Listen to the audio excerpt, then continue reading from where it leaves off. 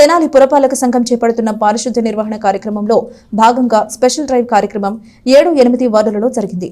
Chairperson తాడిపోయిన Radhika ఈ sanitation special drive ను పరిశీలించారు. పట్టణంలో ఉన్న 40 వార్డుల్లో పారిశుద్ధ్య నిర్వహణలో ఎటువంటి లోపం జరగకుండా శానిటేషన్ పనులు విస్తృతం చేసిన పురపాలక సంఘం ప్రత్యేకంగా స్పెషల్ డ్రైవ్ కార్యక్రమాన్ని చేపట్టిందని చైర్పర్సన్ తాడిపోయిన రాధిక చెప్పారు. పట్టణంలోని 7-8 వార్డుల్లో స్పెషల్ డ్రైవ్ పారిశుద్ధ్య పనులను ఆమె పరిశీలించారు.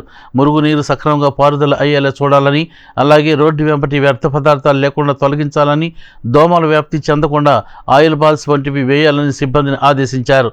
ఈ కార్యక్రమంలో municipal health officer doctor Nirmala, sanitary ఇన్స్పెక్టర్లు, పారిశుద్ధ్య సిబ్బంది పాల్గొన్నారు.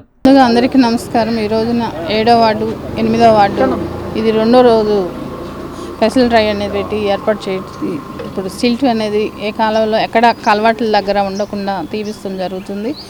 అలానే మా మున్సిపల్ అధికారులు కానీ సిబ్బంది కానీ అందరం కలిసి శానిటేషన్ మీద దృష్టి పెట్టడం అతి త్వరలోనే అన్ని వార్డుల్లో కూడా ఈ శానిటేషన్ మీద ఇంకా మెరుగుపరుస్తామని కోరుతున్నాను.